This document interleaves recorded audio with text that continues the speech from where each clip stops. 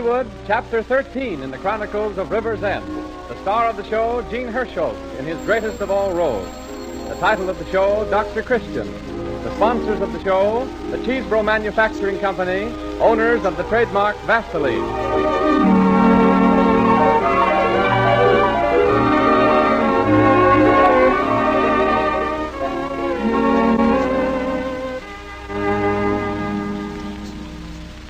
Vaseline Petroleum Jelly is the handiest thing in the house for first aid purposes.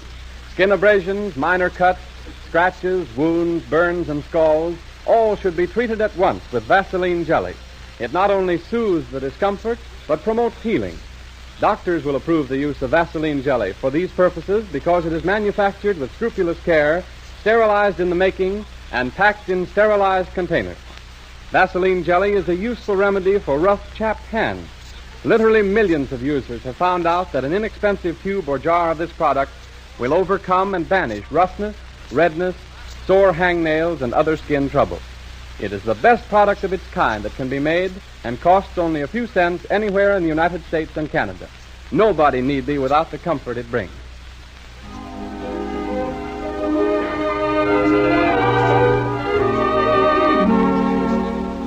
We take you now to River's End for today's story of Dr. Christian, starring Jean Hersholt, famous screen actor.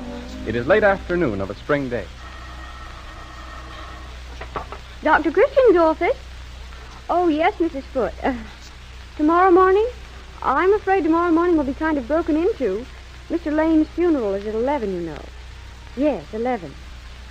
Why, right at the house, I suppose. Could you drop in later in the day instead? 5 o'clock? All right. Goodbye. The services will be at the church. Oh, hello, Dr. Christian. I didn't hear you come in. The old lady wanted to have them held at the house, but her children overruled her. How did you find her? Mrs. Lane? Sleepy as ever. Oh, she's up then. Well, she was never down. Well, I thought from the way Mrs. Murray spoke that her mother was in a state of collapse? Mm-hmm. I know. That's Ella Murray for you. Always following the formula. The recently bereaved widow should be prostrated. So Ella sends for me. And what do I find the old lady doing when I get there? What? Baking a cake. No. 2 cakes, in fact. And did they smell good? You don't need to tell me. Are the Lane children all here? Yes. Lucy arrived at noon today. She flew part of the way. How exciting. Oh, it wasn't necessary.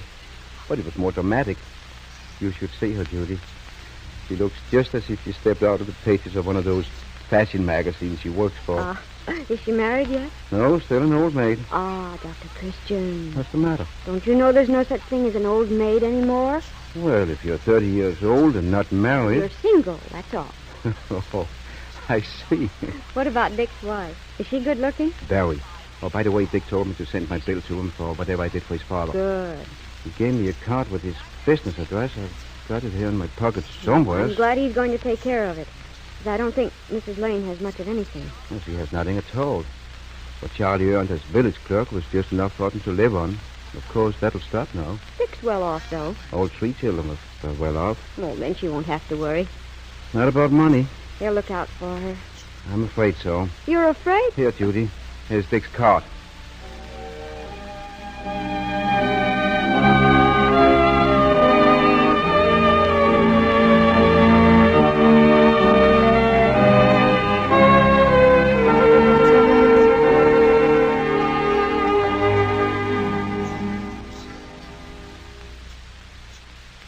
Let's call Mother in here now and get it over with. She's in the kitchen. As usual. Mother?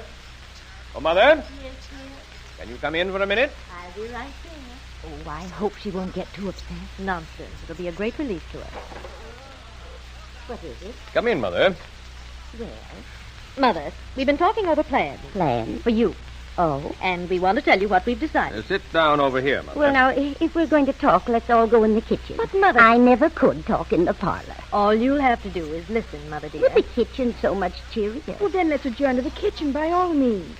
If a mere daughter-in-law may be permitted to put her oar in this family conclave. Oh, my dear child. The kitchen it is, then. Come on. Oh, very well. I guess we can talk just as well in the kitchen. Come along, Lucy. We'll tell her in there. Whatever you think best. Oh, this is a nice room. The nicest room in the whole house because it's the one that's used the most.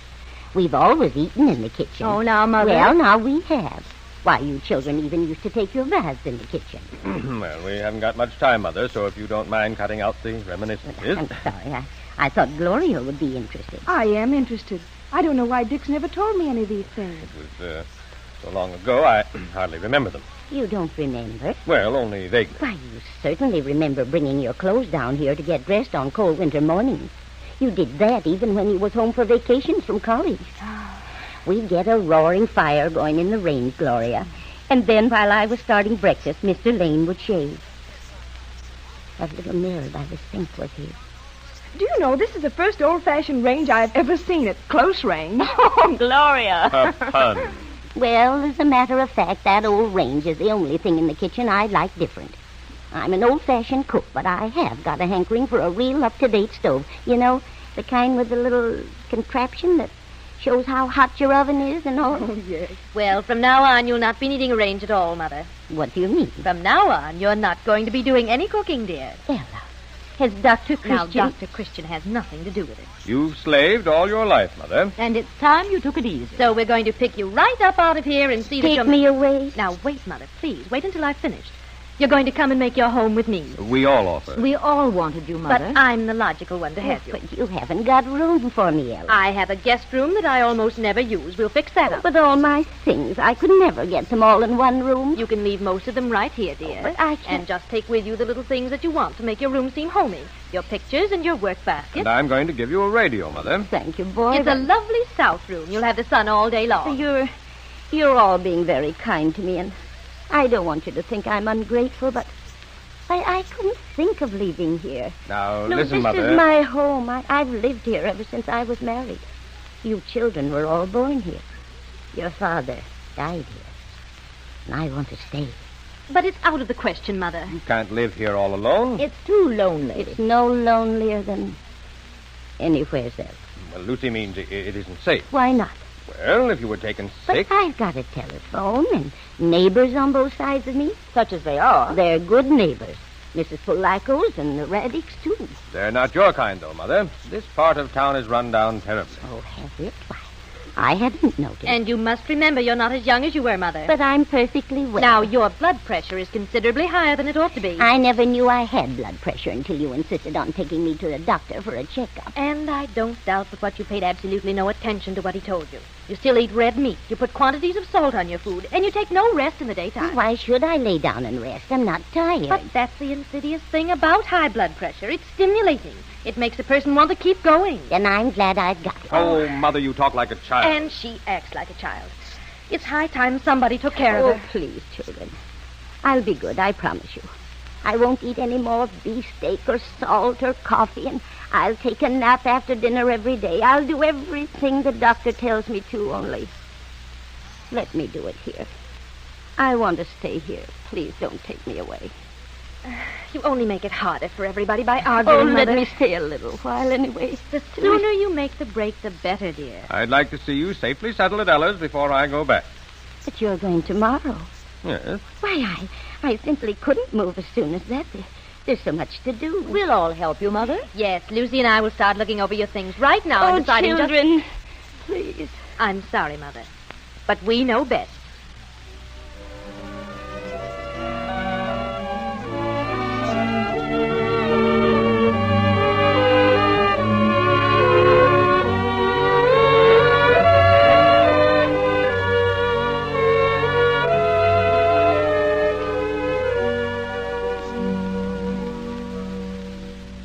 Before continuing our Dr. Christian story, may I take a moment to tell you something about Vaseline Hair Tonic that you will find beneficial to the health and appearance of your hair. Massaged into the scalp, Vaseline Hair Tonic does for the scalp just what fine facial creams do for the complexion. It cleans and lubricates without irritation, dissolving out the surface accumulation of oil and dust. It should therefore be used always before you shampoo your hair, and this applies equally to men, women, and children. Then, after the shampoo, if you have difficulty keeping your hair in place, brush a few drops of the tonic on it again. You'll find this two-way Vaseline Hair Tonic treatment will contribute greatly to the health and beauty of your hair. Vaseline Hair Tonic comes in two sizes, priced at 40 and 70 cents, and there's enough in the 40-cent size for from 6 to 10 weekly massages, as well as daily grooming between shampoos.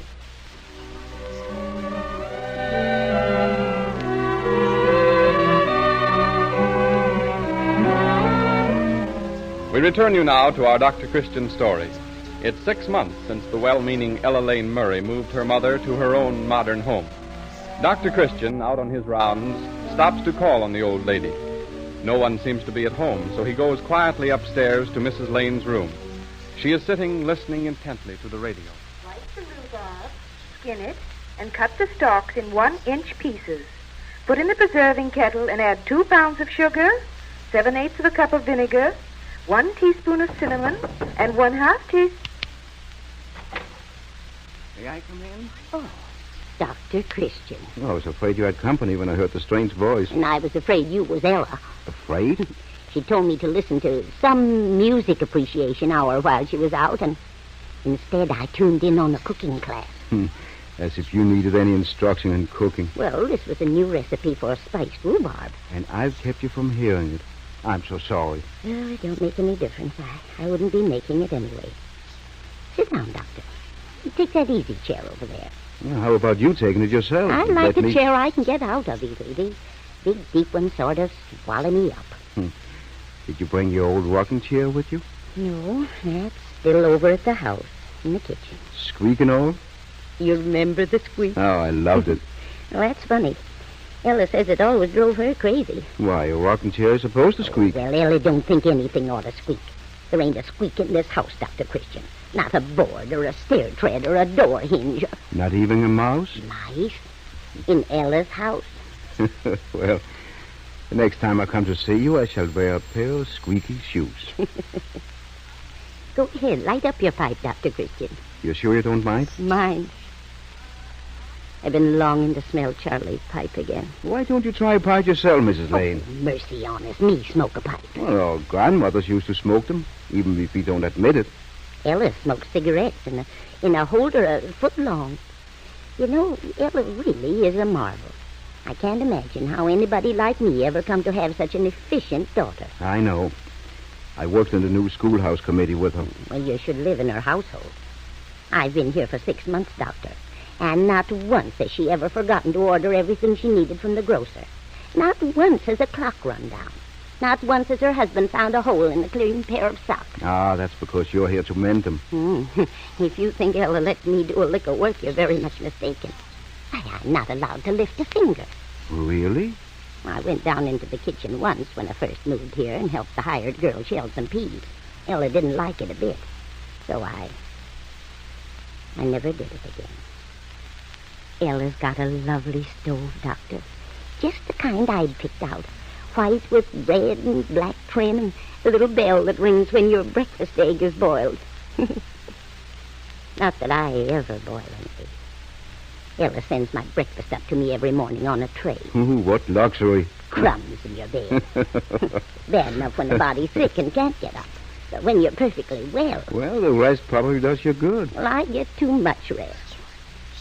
Oh, if only I could get more tired. I'd sleep better nights. Aren't you sleeping well nights? No, I do sleep pretty well, sometimes. And what seems to be your trouble? Trouble ain't with me. It's the bed. Oh, it's not comfortable? After you've slept in the same bed for nearly 50 years, Doctor, no other bed seems comfortable. This one hasn't got any hollows. And I'm scared to death I'll fall out of it. You wouldn't have so far to fall as from your old bed. Oh, my old bed was wide, though. Wide enough for the whole family to crawl into on Sunday mornings. Aye, wide and handsome. Oh, it was handsome, wasn't it? With all that carving on the headboard. And all the scratches on the footboard where the children rode horseback on it. What do children do today, I wonder, with no footboards on the beds worth mentioning? That's right. How much do you get out of doors these days? Ella takes me with her in the car sometimes when she's doing errands. And the rest of the time? I'm right here. Well, it's a nice sunny room. You get out and take a short walk in the air every day and see if that doesn't help you sleep better. I'll try it. Well, I must be going. Oh, don't bother to come down with me. I'll let myself out. All right. Thank you for dropping in. Don't forget now what I told you. A short walk every day in the fresh air. Not too far, not too many hills. Is that a prescription? No, Mrs. Lane. Just a good old-fashioned remedy.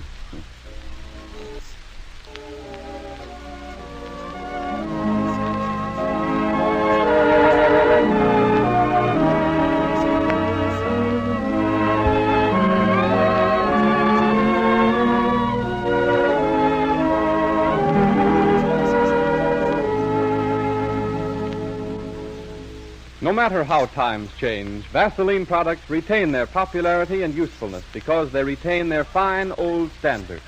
And so you can continue to enjoy their benefits with confidence and safety just by making sure to look for the trademark Vaseline on the package when you buy. If you don't see it, you are not getting the genuine article.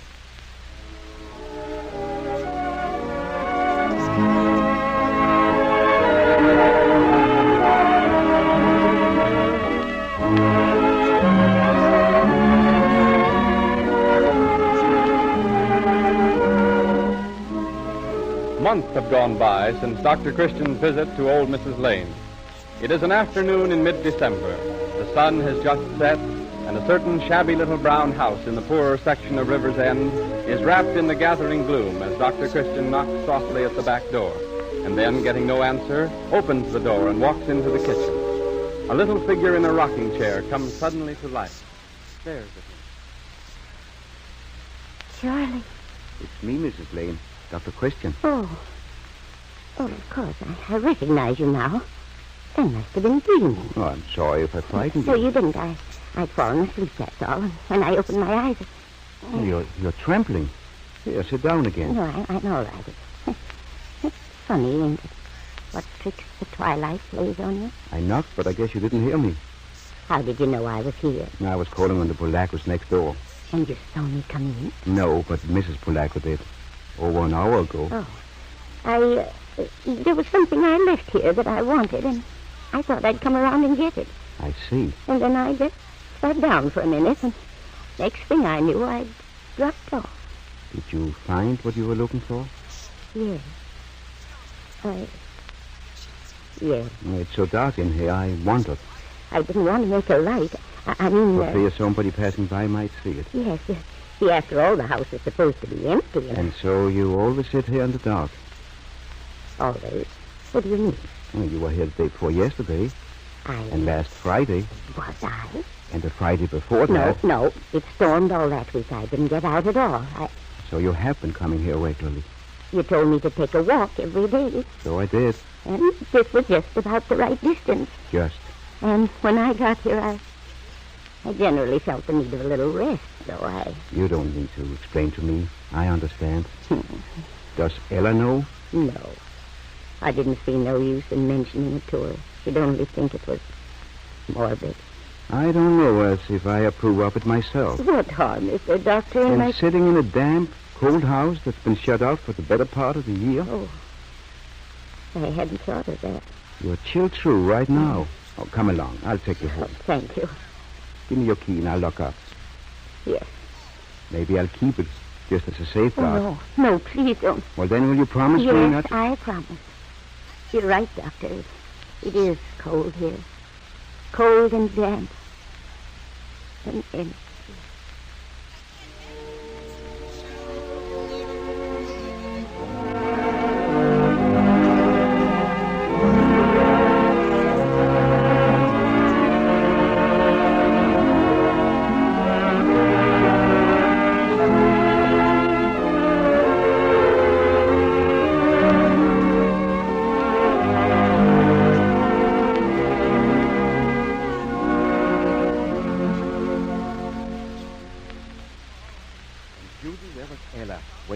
As we drove up. What did you say? Oh, I just told her I'd pick the mother up on the way home and advised a hot toddy. Dr. Christian, do you think with a tendency to high blood pressure that... Dr. Christian's office? Who's calling? Oh, yes, he's right here, Mrs. Murray. Speaking of Angel. Hello? Oh, good morning, Ella. Yes? Oh.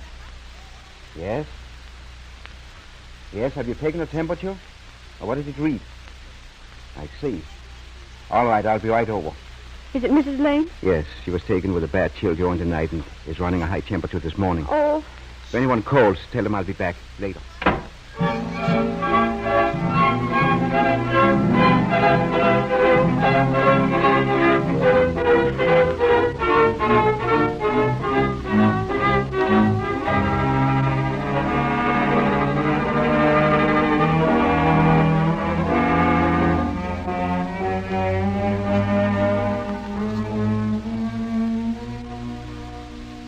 How is she, Doctor?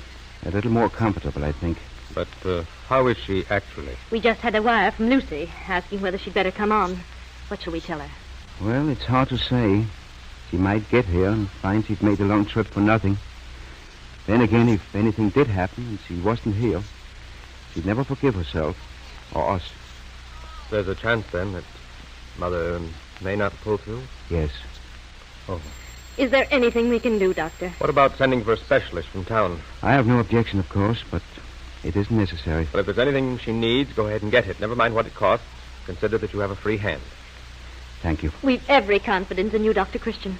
You'll need it because what I'm about to recommend is quite drastic. Yes? What is it? I want to move your mother. Move her? Where I think she'll be better off. What's the nearest hospital? I didn't say anything about a hospital. I want to move her back to her own home. What? The little brown house on the other side of the tracks. Dr. Christian, are you crazy? Most doctors would say so. Move a 75-year-old patient in weather like this? From a warm, comfortable, well-equipped house to a little... That's just it, Ella. This house of yours hasn't got the things your mother needs. Why, it's got everything. It hasn't got a hideous old carved walnut double bed, has it? And a walnut bureau with a marble top. What and are you talking about? Those are the things your mother needs, Ella. Her own things. The things she's lived with for almost 50 years and loves. Why, she's eating her heart out for them. She's dying for them. And you'd have us believe that if she went back there, that she'd recover? No. Of course, I don't claim that. But I do say if she found herself in her own home again, she'd want to live. And that's half of the battle. How do you know she feels this way? I found her over there the other day, sitting in a little old rocking chair in the kitchen, dreaming. Oh, so that's how she caught cold. Undoubtedly. And I'd tried to take such good care of her. Too good. Why, what do you mean? For the past 9 months, you watched over your mother, Ella. Waited on her. Treated her as if she had no mind or will of her own. Why? You wanted to make her comfortable, I know, but you only succeeded in making her feel old and dependent and useless. But she is old, Dr. Christian. 75, her last birthday. All the more reason, then, why she should have been allowed to do as she pleased. You mean stay where she was, alone? Certainly. And eat what she wanted to. Why not? Do her own housework? If that was a pleasure. When a person has only a little while left on this earth, the main thing is to make that little while happy for them. Your mother never should have been uprooted and brought over here in the first place. And if she recovers, which please God she will, she's not coming back. When do you want to move her, Doctor? Right away. Oh, but that's impossible. Why, her house hasn't been... It's all made up and ready for her. We've aired it thoroughly. Mrs. Polacco has kept the fires going for the past 3 days. Bed's made up, and we'll have her in it within an hour. Very well. Hello. Operator, give me the telegraph office. Ella... I'm wiring Lucy to start west at once.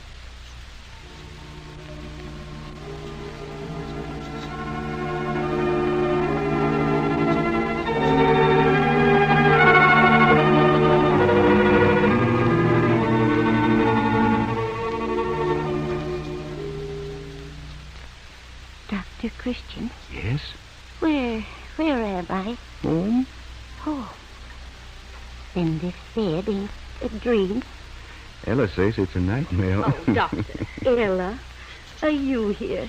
We're all here, Mother dear. Lucy, child, what in the world brought you on? Well, I didn't want to miss your housewarming. This is Old Home Week. Didn't you know that? Well, I don't understand. We moved you back here a couple of days ago, Mother. Oh, I do remember now, kind of. And here you're going to stay. As long as I'm sick. And after you're well, too. After I'm well? Sure. But why? Because Ella refuses to have you anymore. Oh. She says she can't be bothered looking out for any such able-bodied young person as you. Dr. Christian. He's making up the most terrible lies, Mother. I wanted you to make your home with me for the rest of your life. But he and the rest of the family all thought you'd be happier here. And I can really stay here. As long as you want. Well, you're not just telling me this just because I'm sick and you think it'll make me feel better. Look, let me show you something. When I raise your head up, you take a peek over the footboard. No. Wait a minute. That's too high. Look around the end of it instead. That's better. Straight through that door into the kitchen. Now, what do you see? A new stove. Is it the kind you wanted, Mother? The very one I picked out. Well, that's what Dr. Christian said, but we weren't sure. A new so white, flipped with red and black. Now will you believe you're going to stay? Yes. Oh, children, Oh, now don't get on that bed, Lucy. Dick, don't you know that when a person... Oh, let them get on the bed. It's like old times when you were all little. That's right. You tell them where to get on and where to get off. After all, this is your home.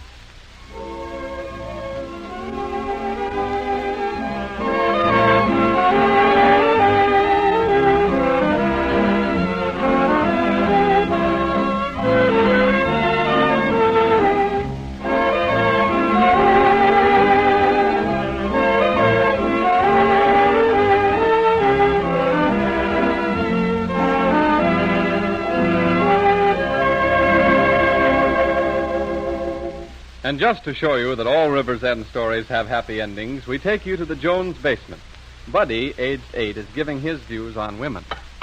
No, girls can't be carpenters. Why not? Oh, because they can't. I don't see why. Well, who ever heard of a woman carpenter anyway? Girls can do anything that boys can do. That's all. Well, they can't. They can't even hit a nail in the head. Ow! Oh, my thumb! Honey, what did you do? Oh, my goodness. Oh, did the nail hit my thumb? Never mind, buddy. Don't cry. Here's the tube of Vaseline jelly right here on the tool shelf, where Daddy keeps it for emergencies. Now, let's wash your thumb good, and then we'll spread the Vaseline jelly all over it. Daddy says, for bumps and bruises, Vaseline jelly is the handiest thing in the house. Every household needs several jars or tubes of Vaseline jelly for emergencies like this one, which occur every day. Keep one in the bathroom medicine closet, and one in the kitchen, and one in the garage or workroom. Vaseline jelly is only 10 cents a jar anywhere in the United States. Be sure when you buy to look for the trademark Vaseline on the package. If you don't see it, you are not getting the genuine article. Prices of Vaseline products mentioned on this program apply only to the United States.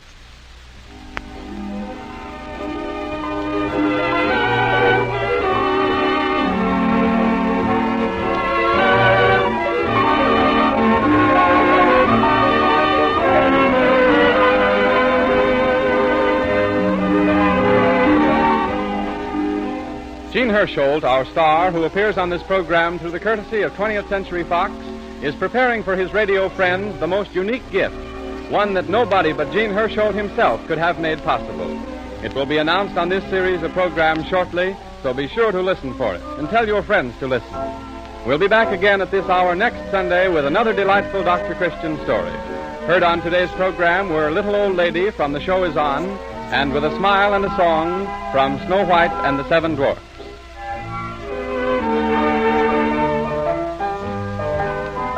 This is Arthur Gilmore bidding you good afternoon for the makers of Vaseline Preparations. This is the Columbia Broadcasting System.